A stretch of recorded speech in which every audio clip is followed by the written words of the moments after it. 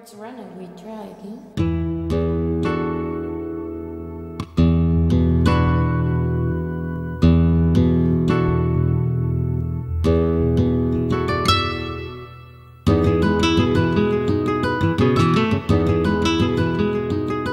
En général, quand j'écris un scénario, il y a toujours un petit déclic de départ qui peut être soit une image, soit un reportage que j'ai vu ou une phrase que j'ai entendue.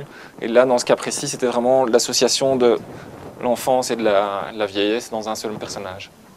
Voilà. Donc, je ne connaissais pas du tout Fanny et c'est en voyant un de ses albums qu'elle avait déjà fait auparavant que j'ai vraiment flashé sur son dessin. Je me suis dit, c'est vraiment ça qu'il faut pour mon histoire. Et donc je l'ai contacté via Internet, j'ai trouvé son adresse. Et c'est vrai que moi-même j'ai été émue en lisant le scénario. Donc en fait c'était un défi pour moi aussi de retranscrire toutes les émotions que j'avais perçues dans mes dessins. Aussi je travaille beaucoup sur les regards entre les personnages, s'ils sont fuyants, s'ils se regardent ou pas. Un petit peu doré, des craies grasses, des pinceaux pointes. Allez, vernissage. Quelques jours ensemble avec la lutte. Le mot lutte pour dire que ces deux personnages étaient vraiment en contraste, qui ont réussi à se remettre, à avoir une bonne relation. Quand j'avais plus ou moins 20 ans, donc j'étais à l'université, et un jour il avait énormément neigé, et je rentrais chez moi, il y avait un enfant qui était venu vers moi, qui m'avait demandé pour faire une bataille de boules de neige. Et comme j'étais pressé, j'étais parti. Même encore maintenant, quand je repense à ça, je ne sais pas pourquoi, mais c'est vraiment un très gros regret. Voilà, c'est comme ça que cette scène est arrivée, je pense.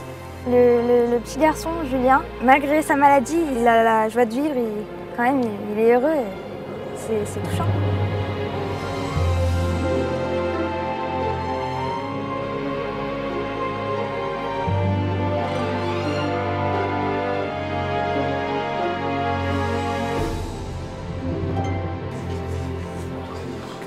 On est au lycée Saint-Luc-Saint-Bruno. Tout le monde devait écrire un article sur ce qu'on avait pensé, sur ce qui s'était passé.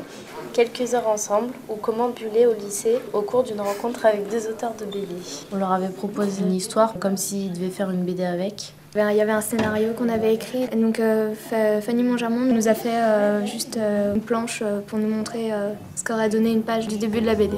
Xavier se pencha, approcha ses lèvres de la joue de son fils, et timidement, y déposa un baiser.